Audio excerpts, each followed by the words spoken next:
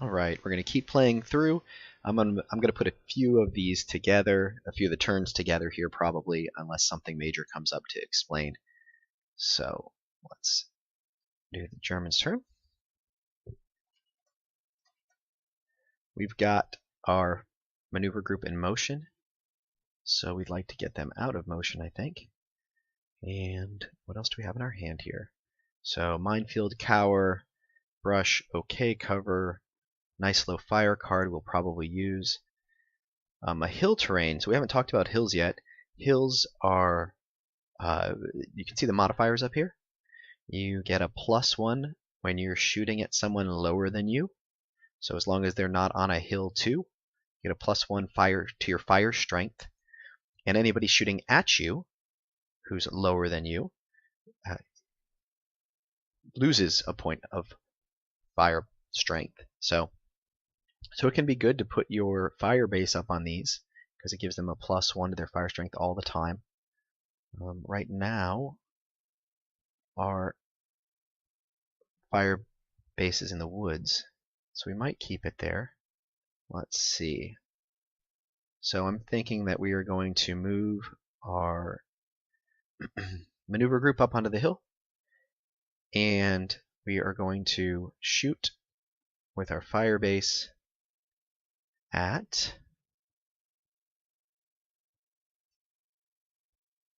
let's shoot at their fire base. Alright. So, and reason for that, I can shoot at either their maneuver group who's sitting on the wall or their fire base. I kind of like to pin down their fire base. Probably they're the ones I'm more worried about, so maybe we can keep our maneuver group moving. That's my thinking behind that.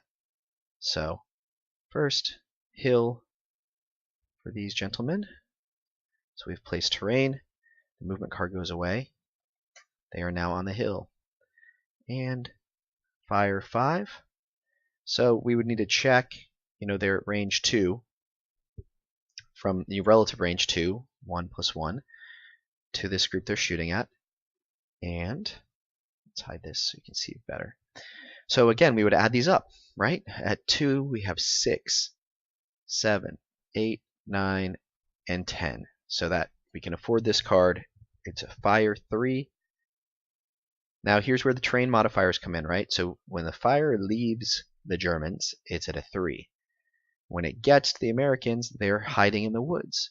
So it's -2. So that brings our fire 3 down to a fire 1. So you can see it significantly reduces the effectiveness of our fire. And then the Americans also have the option to play a concealed card if they'd like. So let's see if they have one. They do not. So they would pass or declare that no concealment. So, and you don't have to use a concealment card if you have one. It's up to you. So you kind of just have to do the math in your head, if you do have one.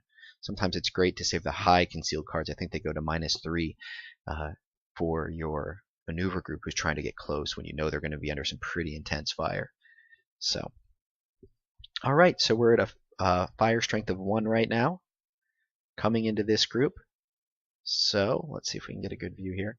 So now for each man here, we are going to draw a card, and we are going to modify that 1 that we were left at by the random number on this card and compare it to the morale. And maybe the KAA, I don't think so, because 1 + 6 would still be 7, and they're all their KAs are above that, so nobody's going to die. But maybe we'll pin a few of them by getting equal to or greater than their morale. So let's see. So 1 + 0 is 1. And Private Smith will flip. See, his morale is 1. So boom. 1 + 4 is 5. His morale was 1, so that's above it. 1 +, ooh, that's a good one. 1 + 5 is 6. Against morale 3. See how it's less than his KIA though? So all he does is pin. 1 - 2. So that'll put us at a -1, and you see the breeze here? So because we're drawing this as a random number check, that breeze would blow any smoke, but there isn't any smoke right now. So this guy's safe. Let's go to the next one. 1 minus 1 is 0. The next guy's going to be safe. Next, 1 plus 4 is 5. His morale is 2, so he's going to flip. 1 plus 0 is 1. Morale 3, no effect. 1 minus 3. Alright, so as we're flipping these over too, you can play with this or not as you get more comfortable and get more into detail, but we're looking to at the upper right number here. If it's a red 6, that means somebody in the group's weapon malfunctioned. So it's just something to keep an eye out for, okay? Malfunctions also occur for crude weapons. You see in the upper right sort of this card below the CCV, you see the X56 and then the X6, and that's in red. So the boxed, remember, is for uncrewed. That's what the boxed firepower means, right? Or the bracketed firepower. If your machine gun, in this case, were uncrewed, it would malfunction on a -5 or a -6. So another really strong argument to crew your powerful weapon, right, is that it's much less likely to break, and that makes a lot of sense logically, right? And if it's crewed, it's an X6 just like everybody else's. So, but nobody's weapon malfunctioned. We've resolved the fire attack. You can see that, that was a fire strength 1 when we resolved it, and you can see that in this low morale group, it pinned 4 of the guys. So even a fire, 1 strength is worth shooting sometimes. So I'm going to choose all these cards here and throw them in the discard pile. So that's German turn. Let's see what we have left here. A Rally 5, Brush, and Minefield. Let's go ahead and get rid of this Cower card. Okay. And let's draw up.